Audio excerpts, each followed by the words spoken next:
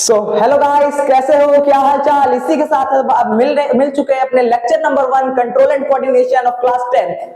तो चलिए इसी के साथ मैं आपको बता दूं कि आज हम पढ़ने वाले हैं कंट्रोल एंड कोऑर्डिनेशन चैप्टर को, और ये इसका लेक्चर नंबर फर्स्ट है। तो अब हम इसमें क्या पढ़ेंगे और कैसे पढ़ेंगे?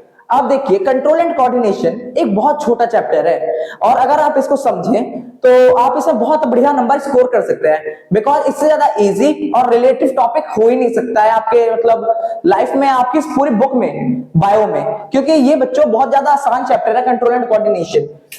जैसे कि हम अपने स्टार्ट करें कि control and coordination, control and coordination. तो अब देखिए, ये जो चैप्टर का नाम है, क्या नाम है? Control and coordination. अब ये चैप्टर का नाम दो वर्ड से मिलकर बना है, first is control and second is coordination. अब मेरे ख्याल से आप लोग कंट्रोल का मतलब तो जानते ही होंगे, मतलब अपने मतलब नियंत्रण रखना, किसी भी चीज को पे नियंत्रण रखना। नियंत्रण मतलब अपना काबू होना चाहिए, मतलब हमें होना चाहिए सेल्फ डिसिप्लिन, कि हम अपने आप को कंट्रोल रख सकें।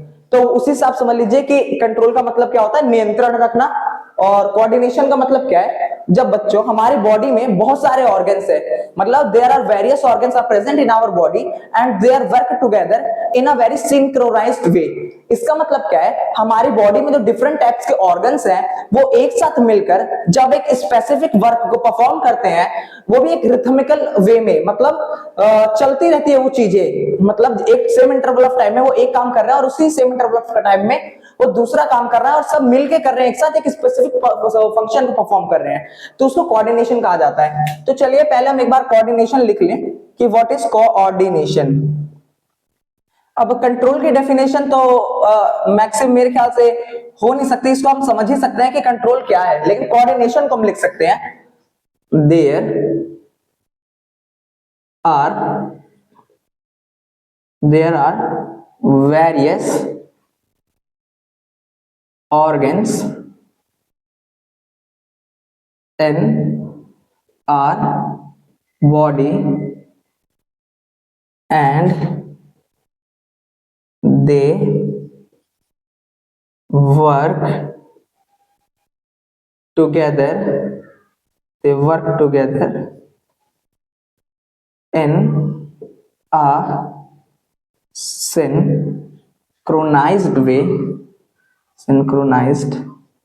way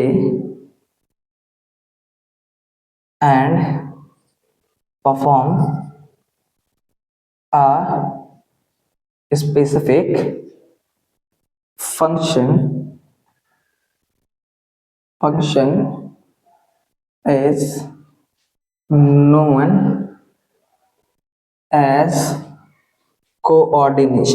as coordination।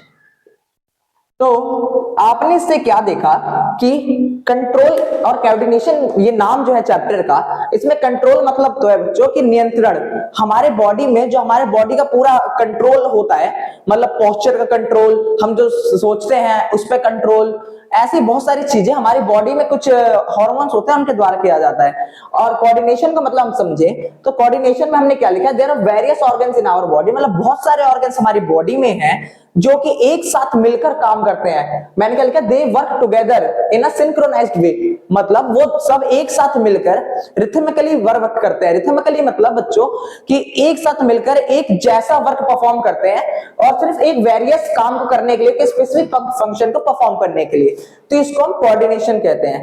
तो आपने ये देख लिया कि कंट्रोल एंड कोऑर्डिनेशन, ये जो चैप्टर का नाम है, इसका मतलब क्या है? हमारे बॉडी में जो वेरियस टाइप के फंक्शन परफॉर्म हो रहे हैं वो, और एक साथ मतलब हो रहे हैं, बहुत सारे ऑर्गन्स मिलके हमारा, जैसे कि आप एग्जांपल ले सकते हैं किडनी का। हमारी बॉडी में एक किडनी नहीं, दो किडनी है, और दोनों किडनी के अंदर नेफ्रॉन्स भी हैं। जब kidney, nephron, ureter, urinary bladder, ये सब मिलके बच्चों क्या काम करते हैं? आपने लाइफ प्रोसेस में इसके बारे में पढ़ा है कि ये सब मिलके काम करते हैं हमारी बॉडी में जो हार्मफुल मेटाबॉलिक वेस्ट बन रहा है उसको रिमूवल करने में।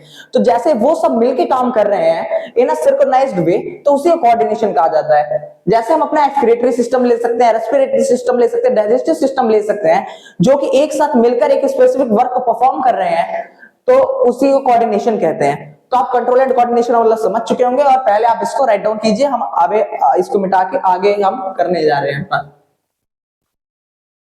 तो मे बी आई होप आपने ये लिख लिया होगा। अब इसके बाद बच्चों हम ना एक फ्लो चार्ट की मदद से कुछ समझते हैं। क्या फ्लो चार्ट की मदद से समझते हैं? अब देखिए कंट्रोल एंड कोऑर्डिनेशन, हमारी बॉडी में जो कोऑर्डिनेशन है और कंट्रोल जो होता है इसके टू टाइप्स है, एक है नर्वस सिस्टम, एक है endocrine system.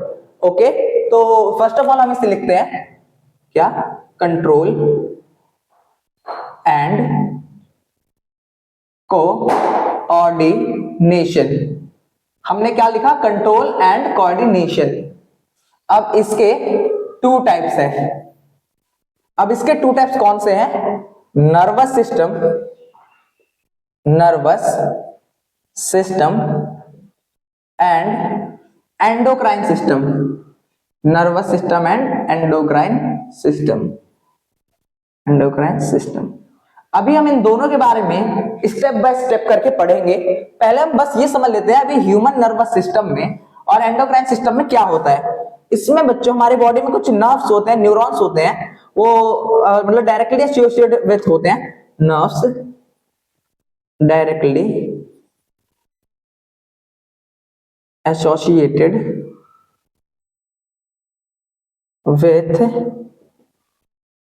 Nervous system, nerves directly associated with nervous system. और इसमें क्या होता है कि nerves directly associated for hormones. मतलब हम इसमें देख सकते हैं कि इसमें ये जो है किसके लिए, नर्वस सिस्टम में क्या होता है कि नर्व्स की बात की जाती है जो कि नर्वस सिस्टम से अटैच है। इसमें हम बात करते हैं हॉर्मोन्स की। ठीक है, हमने क्या देखा, कंट्रोल एंड कोऑर्डिनेशन के टू पार्ट्स है, एक नर्वस सिस्टम है और एक एंडोक्राइन सिस्टम है। हम नर्वस सिस्टम में क्या होता है, हम बात करते हैं किसकी, नर्व्स की। ठीक है, हम नर्वस सिस्टम में मैक्सिमम किसकी बात करते हैं, नर्व्स की। एंडोक्राइन सिस्टम में हम सिर्फ बात करेंगे हॉर्मोन्स की। ठीक है, अब हम देखते हैं जो नर्वस सिस्टम है, अब इस नर्वस सिस्टम के भी फर्दर आगे टाइप्स हैं। अब इसके आगे क्या पार्ट है, सेंट्रल नर्वस सिस्टम। अब हम देखते हैं कि इसमें क्या है, सेंट्रल नर्वस सिस्टम और यहां हो गया periphery nervous system, periphery nervous system, periphery nervous system. अब हम इसको शॉर्ट फॉर्म में बोल सकते हैं CNS, क्या, CNS, और इसको हम बोल सकते हैं PNS, central nervous system and periphery nervous system. अब देखिए इसमें हम बात करेंगे brain and spinal cord, spinal cord, और इसमें हम बात करते हैं मैक्सिमम नर्व्स की। ठीक है, तो आपने अभी तक कितना देखा, control and coordination are divided into further two parts, nervous system and endocrine system. Nervous system में हम मैक्सिमम नर्व्स की बात करते हैं, एंडोक्राइन सिस्टम में हम हार्मोन्स की बात करेंगे। अब human nervous system are divided into two parts, central nervous system and periphery nervous system. अब सेंट्रल नर्वस सिस्टम बात करते हैं ब्रेन एंड स्पाइनल कॉर्ड, और पेरिफेरी नर्वस सिस्टम बात करते हैं ओनली नर्व्स। तो आप पहले इसको राइट डाउन कीजिए अपनी कॉपी में, फिर हम आगे बढ़ते हैं।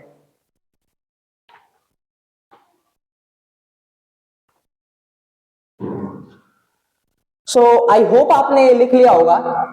मे भी मेरे ख्याल से इससे बढ़िया हम लिख सकते हैं, एक मिनट, इस डेफिनेशन के अलावा हम, ये कुछ ज्यादा बड़ी हो गई, हम अगर इसको शॉर्ट फॉर्म में लिखे तो आप इसको, वो जो आपने लिखा है वो भी सही है, लेकिन आप ऐसे भी लिख सकते हैं एसोसिएटेड, एसोसिएटेड मतलब किससे जुड़ी हुई है, associated with neurons and associated with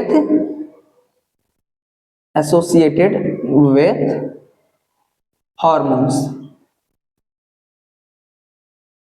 मैं चाहता हूं कि आपको जो नोट्स है बिल्कुल सिंपल और छोटे हों, इसलिए मैंने आपको वो हटा के ये लिखवाया है कि ये जो है डायरेक्टली न्यूरॉन से एसोसिएटेड होती है नर्वस सिस्टम, और हार्मोन्स जो होता है एंडोक्राइन सिस्टम से।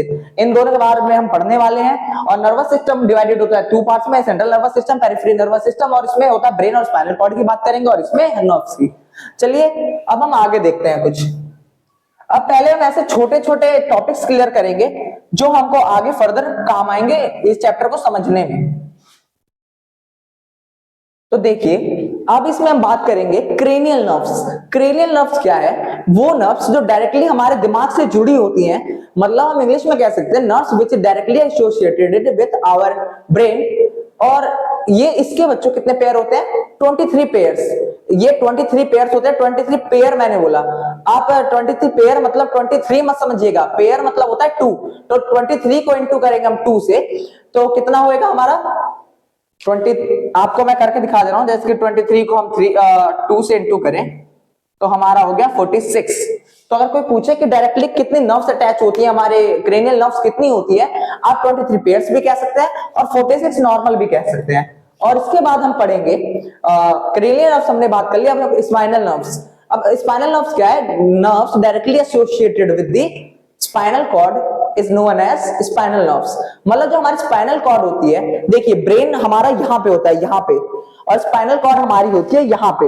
मतलब हमारे ब्रेन से एक स्ट्रक्चर निकलता है, उसको हम स्पाइनल कॉर्ड कहते हैं। मैंने आपको दिखाया कि ये जो अभी मेरे सर है, ये इससे इसके अंदर है हमारा ब्रेन। अब ब्रेन से आपने एक स्ट्रक्चर देखा होगा जो कि आप यहाँ देख सकते हैं कि पीछे का साइड होता है, तो उसको हम कहते हैं स्पाइनल कॉर्ड। तो स्पाइनल नर्व्स के कितने पेयर्स होते हैं? 31 पेयर्स। ओके, तो 31 पेयर्स होते हैं उसके। अगर 31 पेयर्स, अगर हम 31 पेयर्स भी कह सकते हैं, और हम कह सकते हैं क्या 62, टोटल 62 भी हो सकते हैं। तो चलिए पहले हम अब क्रेनियल नर्व्स और स्पाइनल नर्व्स के बारे में लिख लेते हैं। तो चलिए हम लिखते हैं किसके बारे में? Cranial nerves. Cranial nerves, nerves directly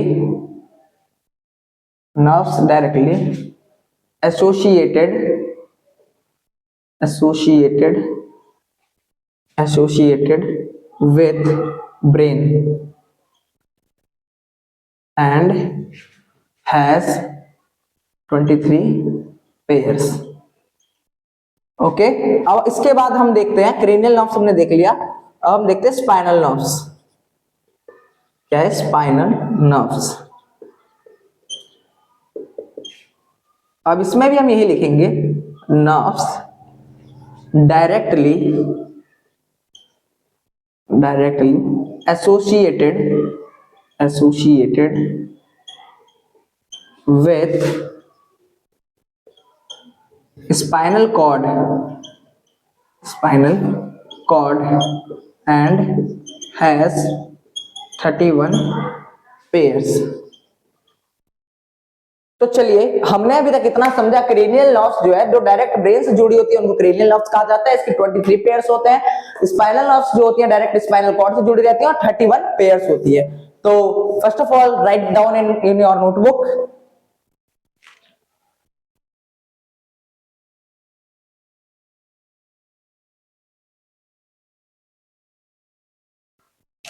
तो चलिए 1 सेकेंड, ये 23 पेयर्स नहीं होंगी, ये होंगे 12 पेयर्स। ये थोड़ा उसमें दिक्कत होगी बच्चों नंबर्स में, क्योंकि हमको सिर्फ ये चीज आपको ही नहीं पढ़ाना रहता, 10th को ही नहीं, हम 9th को पढ़ाते हैं, तो उसमें थोड़ा ऊपर नीचे हो जाता है। तो चलिए अब हम कुछ देखते हैं। अब हम क्या देखेंगे? अब हम देखेंगे कुछ ऐसे वर्ड्स जो हमारे काम आएंगे। पहला है स्टिमुलस। स्टिमुलस क्या होता है? अब देखिए अगर मैं डेफिनेशन की बात करूं, एनी द चेंज फैक्टर और agent which causes the environmental change. इसका मतलब क्या है? स्टिमुलस क्या है? ऐसी कोई भी चीज जो मतलब किसी व्यक्ति को कुछ प्रभावित करे।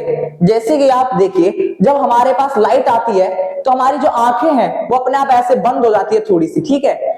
या फिर अगर तेज साउंड आता है तो हम अपने कान बंद कर लेते हैं। कान बंद क्यों करते हैं? क्योंकि हमारे लिए जो साउंड है वो एक स्टिमुलस का काम कर रहा है, ठीक है। और जो लाइट थी जिससे हमारे आंख, आपने ह्यूमन आई चैप्टर आप पढ़ेंगे अभी 10th में फिजिक्स में, तो आप उसमें देखेंगे कि जब तेज लाइट आती है हमारी आंखों में तो प्यूपिल का साइज छोटा हो जाता है कि कम लाइट एंटर करे। तो वो भी किसकी वजह से होता है? जो लाइट है हमारे लिए स्टिमुलस से काम कर रही है, साउंड हमारे लिए स्टिमुलस से काम कर रहे हैं। देखिए जब आपको कहीं बदबू आती है तो आप अपने नोज से सूंघ के स्मेल करके आप पता लगा लेते हैं कि ये एक बुरी बदबू, मतलब अच्छी स्मेल नहीं है। तो यही हमारा स्टिमुलस है। तो हम लिख सकते हैं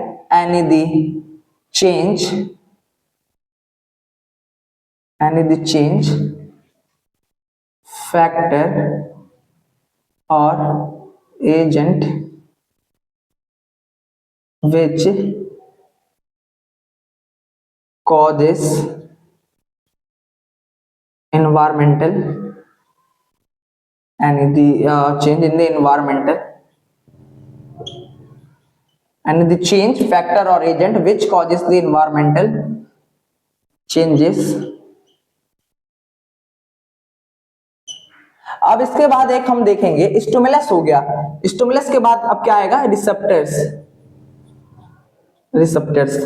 अब देखिए रिसेप्टर्स क्या है, जो लाइट आई है, अब हमारे जैसे कि जो लाइट का मैंने एग्जांपल दिया था, वो लाइट आई तो उसको डिटेक्ट सबसे पहले किसने किया, हमारी आंखों ने। आंखों में हमारे रिसेप्टर्स होते हैं, जो बहुत तेज साउंड आ रहा है वो कहां से आ रहा है, बाहर से, वो कहां से अब किसने उसको कैच किया, हमारे कानों ने। तो यहाँ पे हमारे रिसेप्टर्स होते हैं। जो हम स्मेल कर रहे हैं, बुरी है या अच्छी है, वो हमारे नाक से हो रही है, तो वो भी हमारे रिसेप्टर्स नाक में भी है। तो रिसेप्टर्स हमारे बॉडी में हर जगह होते हैं। तो हम लिख सकते हैं रिसेप्टर्स क्या है, any cell, tissue or glands, any cell, tissue or glands which receives stimulus, तो आई होप आप ये स्टिमुलस और रिसेप्टर समझ गए होंगे। तो इसको अपनी कॉपी में पहले राइट डाउन कीजिए, फिर हम आगे बढ़ते हैं।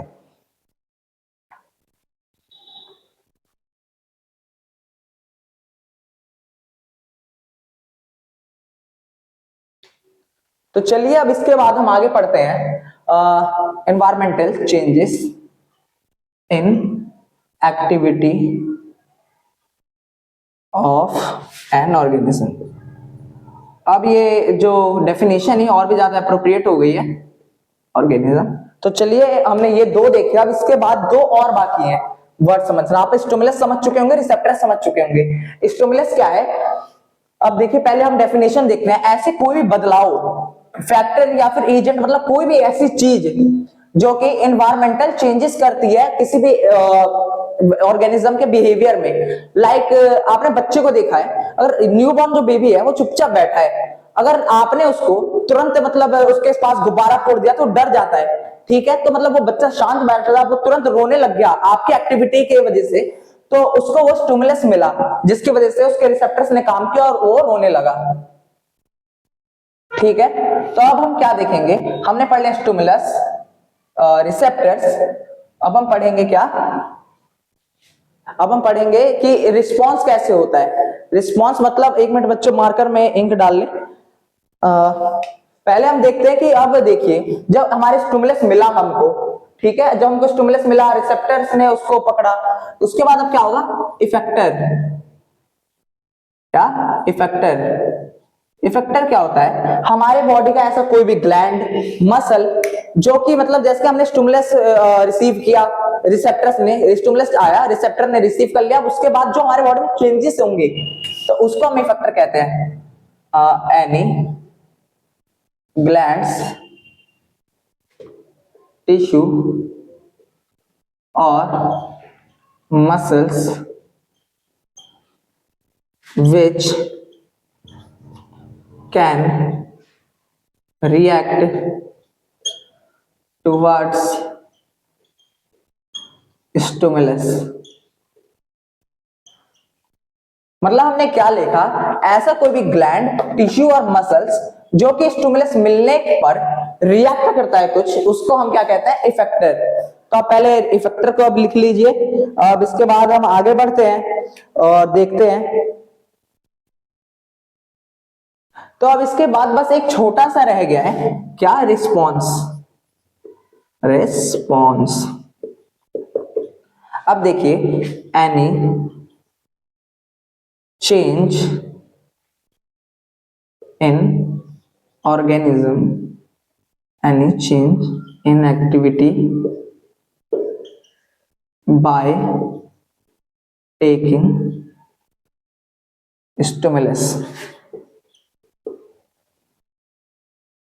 मतलब हमने क्या लिखा रिस्पॉन्स में, जो भी एनी चेंज, मतलब गतिविधि में कोई भी चेंज होता है जब हो जाता है स्टिमुलस के द्वारा तो उसको रिस्पॉन्स कहते हैं। हमने सबसे पहले पढ़ा स्टिमुलस, मतलब उसमें क्या था, कोई भी चेंज होता है in the behaviour of an organism में बाय द एक्सटर्नल फैक्टर्स। मतलब स्टिमुलस, कोई बच्चा है, मैंने बच्चे का भी एग्जांपल दिया आपको, चुपचाप बैठा है, उसके पास जाके गुब्बारा आपने फोड़ दिया, तो वो जो साउंड है, साउंड उसके लिए क्या स्टिमुलस का काम किया, और उसके कान ने, मतलब कान में जो रिसेप्टर्स है उसने उसको, वो जो स्टिमुलस उसको ले लिया, ठीक है। अब इफेक्टर क्या हुआ, अब उसके मतलब न्यूरॉन्स जो उसके बॉडी में थे वो उसके ब्रेन तक गए, उसको सिग्नल किसका दिया, रोने का, ठीक है, रोने का सिग्नल दिया। तो उसके बाद उसने इफेक्ट किया और उसके बाद रिस्पॉन्स क्या है कि वो रोने लग गया।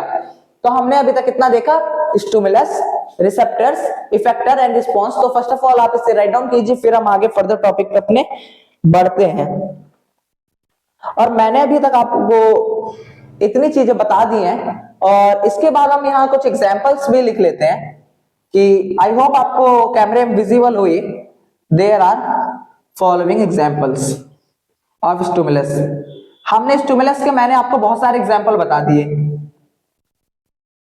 जैसे कि लाइट हो गया, साउंड हो गया, light, sound, smell etcetera, pain भी हो गया, पेन एटसेट्रा। तो अब इसके बाद हम कुछ रिसेप्टर्स को देखते हैं जो कि मैक्सिमम 1-2 नंबर में हमारे पेपर में पूछे जाते हैं। अब रिसेप्टर्स भी बहुत तरह के होते हैं। पहले हम लिखते हैं यहां रिसेप्टर्स, रिसेप्टर्स। पहले उन रिसेप्टर्स के नाम लिखते हैं। पहले लिखते हैं photo receptors, photo receptors, photo receptors. उसके बाद फिनो रिसेप्टर्स, फिनो। उसके बाद all factory, all factory, all factory. Photo हो गया, फिनो हो गया, ऑल फैक्ट्री हो गया, गस्टेटरी, गस्टेटरी, नोसिसेप्टर्स, नोसिसेप्टर्स, और क्या है, थर्मोसेप्टर्स, थर्मो रिसेप्टर्स, थर्मो रिसेप्टर्स। बार बार बच्चों मैं रिसेप्टर्स नहीं लिख रहा हूं, आप यहां समझ जाइएगा कि एक है क्या, फोटो रिसेप्टर्स, एक है फिनो रिसेप्टर्स और ऑल फैक्टरी रिसेप्टर्स और गस्टेटरी रिसेप्टर्स। 1 सेकेंड, ये हो गया गस्टेटरी रिसेप्टर्स, ये नोसिसेप्टर्स और थर्मो रिसेप्टर्स। ये 6 प्रकार के, मतलब 6 टाइप्स के हमारे रिसेप्टर्स होते हैं। अब ये इसमें कौन कौन से स्टिमुलस आते हैं, कौन कौन से स्टिमुलस आते हैं। अब देखिए फोटो में आ गया हमारा लाइट। जो लाइट अगर हमारे स्टिमुलस के रूप में आता है तो उसको फोटो रिसेप्टर्स कैच करता है, और फोटो रिसेप्टर्स को कैच करने के लिए ये जो रिसेप्टर्स है कहां पे होते हैं, आईज में। यहाँ ऑर्गन्स में लिख दे रहा हूं, ऑर्गन्स, ओके।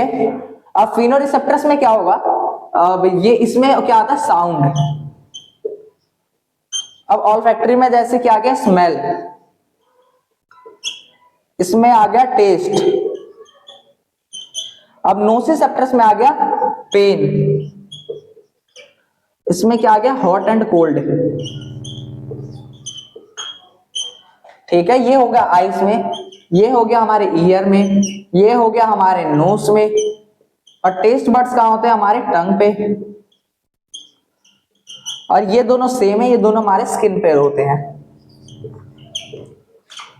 तो आई होप आपने इतने रिसेप्टर्स के बारे में अच्छे से समझ लिया होगा। तो देखिए इसमें क्या है, फोटो रिसेप्टर्स। फोटो जहां वर्ड आया आप समझ लीजिएगा ये रिलेटेड है किससे, लाइट से। आपने फोटोसिंथेसिस सुना होगा, जो कि प्लांट्स करते हैं with the help of sunlight, तो उसमें भी लाइट, और फोटो मतलब लाइट, और लाइट से रिलेटेड है तो आंख। लाइट किसको रिफ्लेक्ट करता है, मैक्सिमम हमारे आईज को, ओके। और जो फिनो है, फिनो मतलब साउंड होता है, साउंड, और मतलब साउंड को हम कहां से सुनते हैं, हमारे कान से। भगवान ने हमें अलग अलग चीजों को देखने सुनने के लिए अलग अलग ऑर्गन्स दिए हैं। देखने के लिए आंखों को, सुनने के लिए कान, सूंघने के लिए नाक, किसी चीज को टेस्ट करने के लिए टंग, पेन को, पेन के लिए स्किन, और हॉट एंड कोल्ड अगर किसी चीज को छूते हैं तभी तो हमें पता लगता है कि कोई चीज गर्म है या ठंडी है, तो वो भी हम स्किन के द्वारा ही करते हैं। तो एक बार देख लीजिए, photoreceptors, phonoreceptors, olfactory, gustatory, nociceptors and thermoreceptors. And इसको राइट डाउन कर लीजिए अपनी कॉपी में।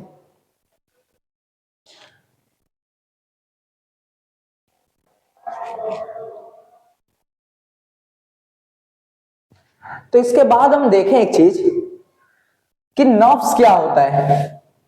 अब आपके ख्याल से नर्व्स क्या होता है? मैं बार बार नर्व्स, न्यूरॉन इन शब्दों का इस्तेमाल कर रहा हूं, तो ये है क्या?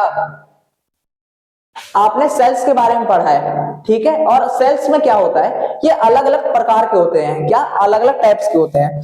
अब इसमें अगर हम देखा जाए तो सबसे लंबा सेल, लॉन्गेस्ट सेल हमारी बॉडी क्या है? न्यूरॉन। न्यूरॉन एक सेल है, ठीक है, हम इसको न्यूरॉन लिख रहे हैं। न्यूरॉन, न्यूरॉन सेल कह सकते हैं हम, या और हम इसको नर्व सेल भी कह सकते हैं, नर्व सेल। अब आप ये मत समझ लीजिएगा कि जो हमारे हाथों में नसें होती हैं, ये इसको नर्व सेल कहा जाता है। हमारे हाथों की नसें जो कि वेन्स कहते हैं वो अलग है और ये अलग है। देखिए, अब मैंने आपको क्या बताया था कि सेल से टिश्यू बनता है, टिश्यू से ऑर्गन बनता है, ऑर्गन से ऑर्गन सिस्टम बनता है। वैसे नर्व सेल से नर्वस टिश्यू बनता है, नर्व सेल से नर्वस टिश्यू बनता है, और नर्वस टिश्यू से अलग अलग ऑर्गन बनते हैं। नर्वस ऑर्गन हम इनको कह सकते हैं, नर्वस ऑर्गन। नर्वस ऑर्गन में क्या क्या आ गया? हमारा ब्रेन आ गया और स्पाइनल कॉर्ड आ गया, क्योंकि ये जो है ब्रेन और स्पाइनल कॉर्ड ये नर्व से ही बने हुए हैं। तो हमने क्या देखा, जैसे कि हमारे बॉडी में सेल होते हैं डिफरेंट टाइप्स के, उन्हीं में से एक सेल है न्यूरॉन। न्यूरॉन सेल या हम इसे नर्व सेल भी कह सकते हैं। और यही सब जब आप ग्रुप ऑफ नर्व सेल मिल जाए या न्यूरॉन मिल जाए तो नर्वस टिश्यू बना लेते हैं, और उसमें एक नर्वस टिश्यू आगे चल के नर्वस ऑर्गन बना लेते हैं, जिनको ब्रेन और स्पाइनल कॉर्ड जिनमें शामिल है। तो जल्दी से इनको राइट डाउन कर लीजिए।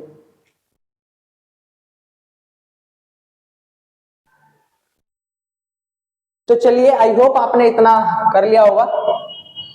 तो अब जल्दी जल्दी अब हम समझते हैं कि न्यूरॉन के बारे में क्या है। Neuron, neuron. अब न्यूरॉन क्या है? Largest cell of our body, approx 2 metre long होता है, अप्रोक्स 2 मीटर लॉन्ग, ठीक है। और हम इसे कह सकते हैं स्ट्रक्चरल एंड फंक्शनल यूनिट होता है नर्वस सिस्टम का। Structural and functional, structural and functional unit of nervous system, ठीक है। हमने ये इतना देख लिया। अब इसके बाद हम आगे क्या देखते हैं, हमने क्या देखा अभी तक कि जो न्यूरॉन है क्या है, लार्जेस्ट सेल है हमारे बॉडी का, जो कि 2 मीटर तक लॉन्ग होता है, और स्ट्रक्चर एंड फंक्शनल यूनिट होती है नर्वस सिस्टम की। जैसे हमने पिछली क्लासेस में 9th में हमने पढ़ा था कि सेल क्या होता है, the fundamental structural and functional unit of life. तो उसी तरह न्यूरॉन क्या होता है, structural and functional unit of nervous system. अब स्ट्रक्चरल एंड फंक्शनल कैसे होता है? स्ट्रक्चरल मैंने जैसे कि आपको बताया, नर्व सेल से नर्व टिश्यू बनते हैं, नर्व टिश्यू नर्व ऑर्गन बनते हैं, और नर्व ऑर्गन से नर्व ऑर्गन सिस्टम बन जाते हैं। तो उसी को स्ट्रक्चर एंड फंक्शनल यूनिट कहा जाता है। तो अब इसका काम क्या होता है? इसका काम होता है responsible to transmission, responsible to transmission, transmission of signals. और हमने क्या लिखा कि ये रिस्पॉन्सिबल होता है किसके लिए? Transmission of signals to and from different parts of the body. हमारे बॉडी के डिफरेंट पार्ट्स में ये सिग्नल को पहुंचाने के लिए काम करती है, रिस्पॉन्सिबल होती है। Different parts of the body. और बच्चों ये हाईली स्पेशलाइज्ड सेल होता है। हाईली स्पेशलाइज्ड सेल मतलब कि ये बहुत ज्यादा एडवांस होता है। Highly specialised cell. जैसे कि आप ह्यूमंस में भी आप हम कैटेगरी देखते हैं कि जो पुराने जमाने के लोग हैं वो उतने ज्यादा एडवांस नहीं है, मतलब उतना टेक्नोलॉजी जुड़े नहीं है, तो उनको मोल्ड कह देते हैं। और जो बच्चे हैं जो नए जमाने की टेक्नोलॉजी इस्तेमाल करते हैं उनको हम एडवांस कहते हैं। वैसे ही न्यूरॉन बहुत सारे सेल्स में से ये बहुत ज्यादा डेवलप्ड है, इसके लिए हम इसको स्पेशली स्पेशलाइज्ड सेल कहते हैं। तो आई होप आपने इतना समझा होगा और न्यूरॉन के बारे में आप इतना समझ चुके होंगे। तो जल्दी से इसको राइट डाउन कीजिए कॉपी में।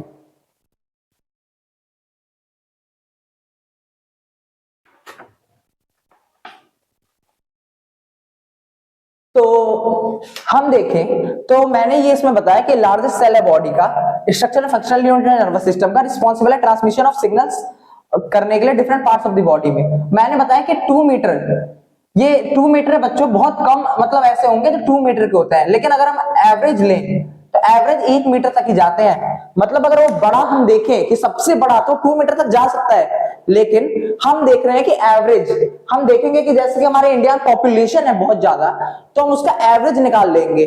तो वैसे ही हमारे बॉडी में जितने ज्यादा नर्वस टिश्यू हैं, अगर उनमें से हम कुछ को देखें सिर्फ, तो कुछ बहुत ज्यादा छोटे भी हैं, कुछ बहुत ज्यादा बड़े भी हैं, लेकिन हमको क्या देखना है एवरेज। तो हम एवरेज में हम 1 मीटर लॉन्ग लिख सकते हैं। तो इसी के बाद हम एक डायग्राम देखते हैं कि ये न्यूरॉन दिखता कैसा है, ये न्यूरॉन है कैसा। तो चलिए आप मेरे साथ साथ इसे जल्दी से बनाइए। और मैं आपके साथ साथ इसलिए बनाता हूं क्योंकि आप मेरे को देखें कि मैं बना कैसे रहा हूं और आप भी अपने पेपर बनाने में आसानी हो। तो ये देखिए, first of all you will do like that. ये देखिए, न्यूरॉन का डायग्राम बहुत बार पूछा जाता है हमारे बोर्ड्स के एग्जाम में, और ये बहुत ज्यादा आसान होता है बनाना। देखिए कुछ नहीं करना, आपको फर्दर इसे जोड़ देना और ऐसे ऐसे इसकी ब्रांचेस निकाल देनी है, ठीक है। आई होप आपको ये समझ में आ रहा होगा। ये देखिए, अब ये जो है इसको हम एक लंबी लाइन के तरह ले जाएंगे। ये देखिए, इसको हम लेके गए। अब इसके ऊपर बच्चों एक लेयर होती है, ये देखिए ऐसी लेयर होती है चढ़ी हुई, ठीक है, जो इसको कवर करके रखती है। ओके, आई होप आप समझ रहे होंगे। तो ये देखिए,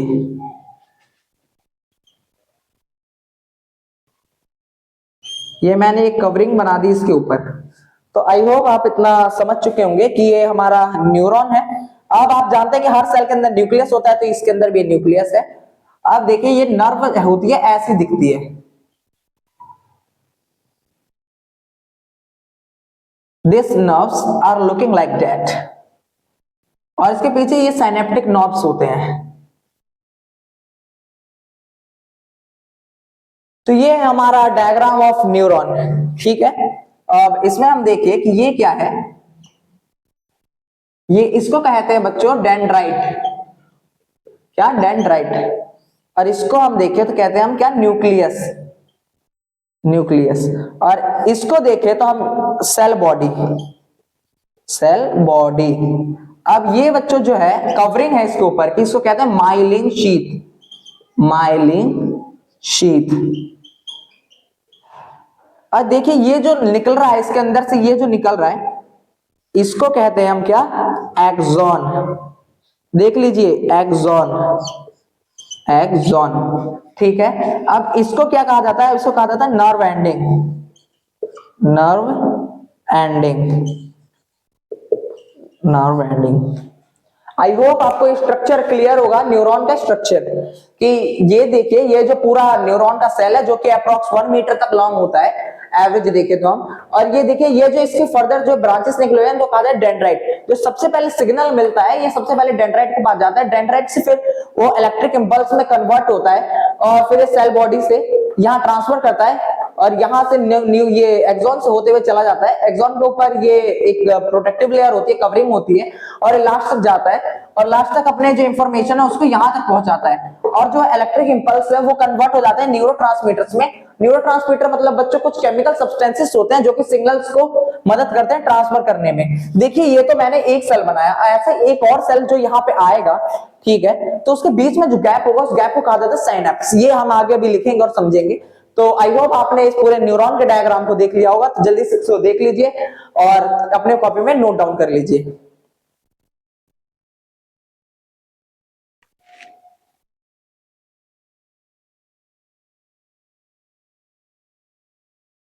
तो चलिए इसके बाद हम आगे चालू करते हैं। अब इसके बाद हम पढ़ेंगे, मैंने आप अभी कुछ वर्ड्स का इस्तेमाल किया, साइनेप्स ऑफ न्यूरोट्रांसमीटर्स, ठीक है। तो पहले हम इनको समझते हैं। देखिए अब मैं लिख रहा हूं क्या? साइनेप्स। साइनेप्स। ये क्या है, माइक्रोस्कोपिक गैप होता है बच्चों between two adjacent neurons. Like ये देखिए, मैंने जैसे अभी एक न्यूरॉन का डायग्राम बनाया था, लाइक समझ लीजिए मैंने ये एक न्यूरॉन बना दिया, ठीक है, और मैंने यहाँ एक और ऐसे ऐसे न्यूरॉन बना दिया, ठीक है, और उसके बीच में जो ये गैप है, मैंने क्या बोला, माइक्रोस्कोपिक गैप, मतलब बहुत छोटा गैप होता है between the two adjacent neurons. तो इसके बीच में जो छोटा सा गैप है इसको क्या कहा जाता है, साइनैप्स, ठीक है।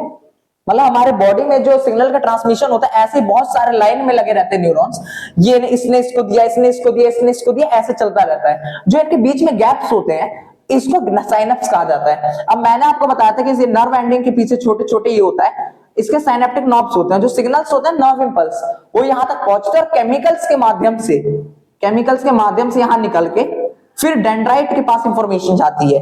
तो आई होप मैंने आपको समझाने में सफल रहा हूँ। तो साइनेप्स पहले हम लिख लेते हैं। तो देखिए साइनेप्स क्या है, microscopic gap between two adjacent neurons. तो हमने देख लिया कि साइनेप्स क्या है, माइक्रोस्कोपिक गैप, माइक्रोस्कोपिक मतलब बहुत छोटा गैप होता है between two adjacent neurons. Two adjacent मतलब जो न्यूरॉन सबसे पास में है, दो न्यूरॉन जो सबसे पास में हो उनको एडजेसेंट कहा जाता है, ठीक है। अब हम न्यूरो ट्रांसमीटर्स समझ लेते हैं। न्यूरोट्रांसमीटर्स। अब न्यूरोट्रांसमीटर्स क्या होते हैं, chemical substances which help in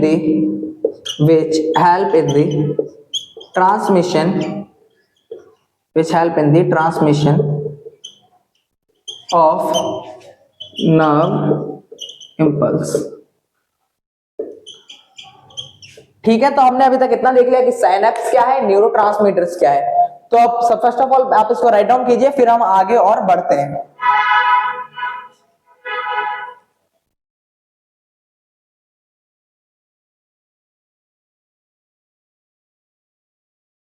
तो अब हम देखते हैं इसके बाद कि नर्व इंपल्स क्या होती है, जो हमने वर्ड यूज किया। अब बच्चों देखिए नर्व इंपल्स क्या है, थोड़ा सोचिए कि नर्व इंपल्स क्या होगी। अब देखिए nerve impulse are the waves which is produced by the neuron as a result of stimuli। मतलब जैसे ही स्टिमुलाई हमारे मतलब रिसेप्टर्स को मिलता है, तो रिसेप्टर्स के मतलब मिलने का मतलब है कि न्यूरॉन को मिल रहा है, न्यूरॉन को जैसे ही वो स्टिमुलाई मिला उसके रिजल्ट में उसने कुछ वेव्स प्रोड्यूस की, ठीक है, तो उसी को नर्व इंपल्स कहा गया। देखिए हम लिखते हैं क्या, nerve impulse.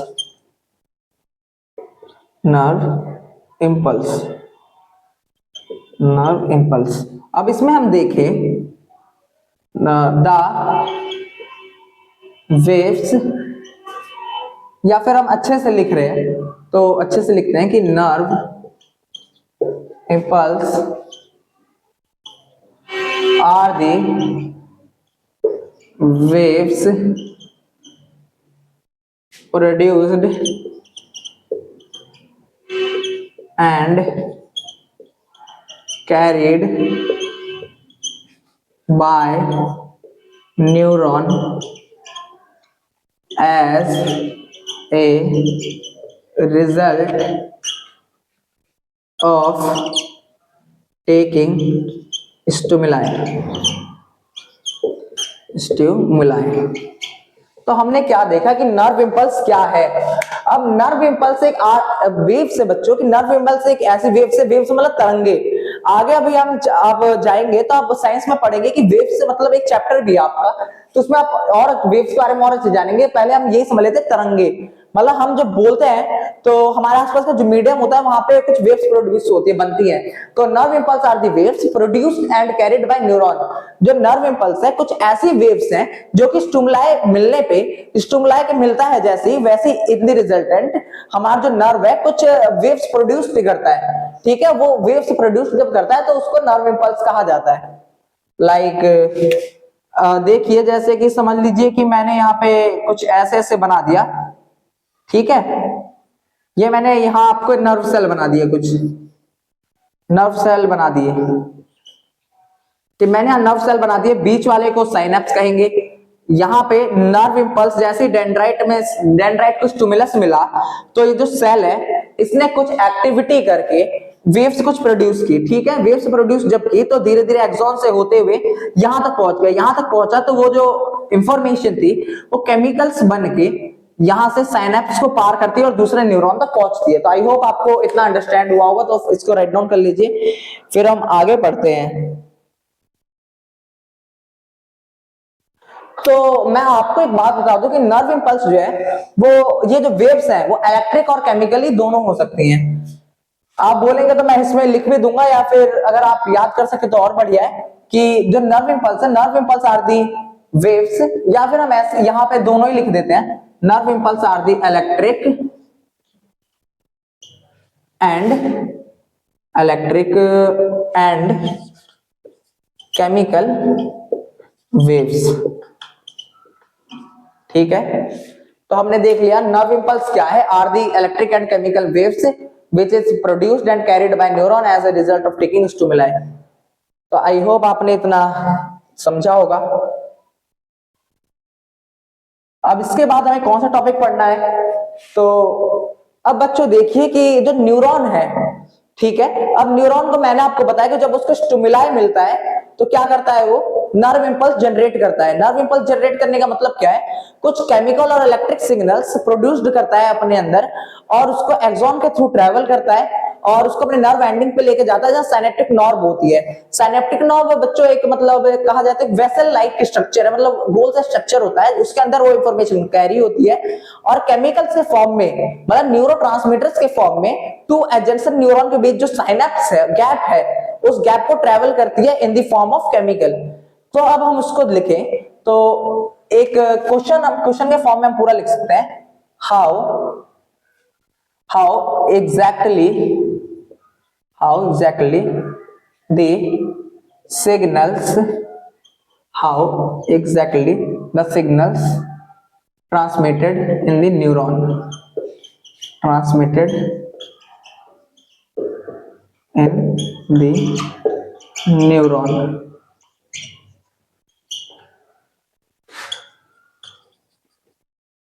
So I hope students कि आपको उतना ज्यादा विजिबल नहीं हुआ क्योंकि मे बी ये मार्कर की फॉल्ट है। तो आप तब तक इस क्वेश्चन को देखिए और मैं आपके लिए एक दूसरा मार्कर लेके आ रहा हूं। सो हम क्या समझ रहे थे, हम समझ रहे थे कि हाउ सिग्नल्स जो है, मतलब कैसे सिग्नल्स जो है ट्रांसमिटेड होते हैं एक न्यूरॉन से दूसरे न्यूरॉन में। तो हम इसको स्टेप बाय स्टेप करके लिखें। तो सबसे पहले आप देखिए कि इंफॉर्मेशन कलेक्टेड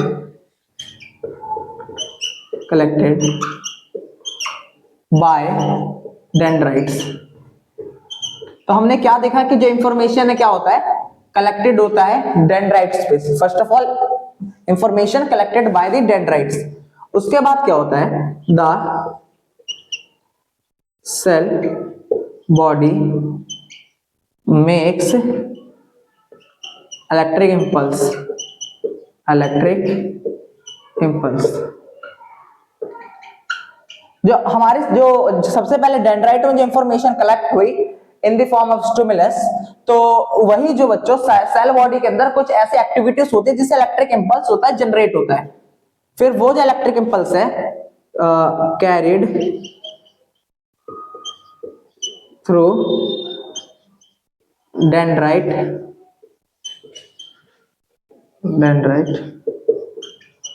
टू एक्सॉन। तो डेंड्राइट से एक्सॉन पे कैरिड करता है। किससे क्या होता है, सबसे पहले इंफॉर्मेशन कलेक्टेड होता है डेंड्राइट पे, सेल बॉडी इलेक्ट्रिक इंपल्स बनाता है और वो इलेक्ट्रिक इंपल्स कैरिड होता है डेंड्राइट से एक्सॉन पे। फिर at the axon terminal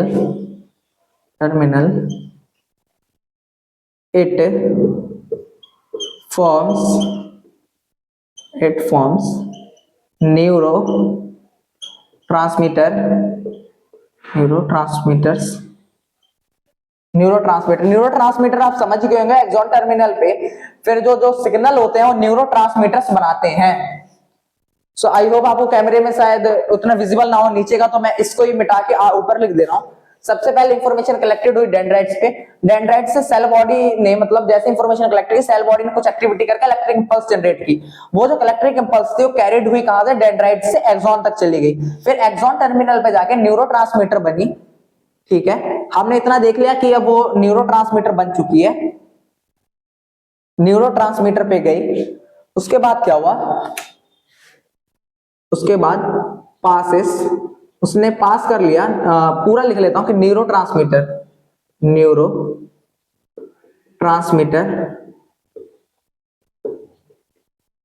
passes the synapse gap between two neurons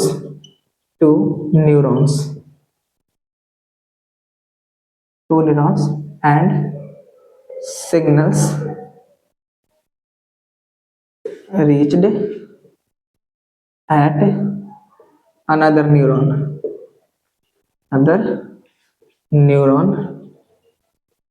अब उसके बाद क्या हुआ, this process continues again at this neuron.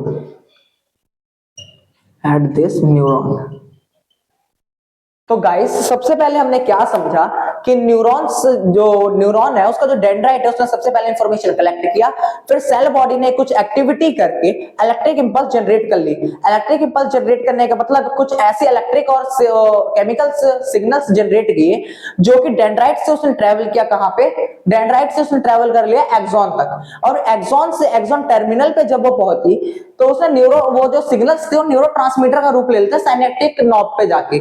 अब उसका मतलब क्या है कि इलेक्ट्रिक इंपल्स ने जो थी वो केमिकल फॉर्म में चेंज हो गई, मतलब वो सिग्नल्स के फॉर्म में थी तो अब वो केमिकल फॉर्म में चली गई। केमिकल फॉर्म से फिर उसने माइक्रोस्कोपिक जो गैप है साइनेप्स उसको पार किया और तो दूसरे न्यूरॉन तक पहुंच गई।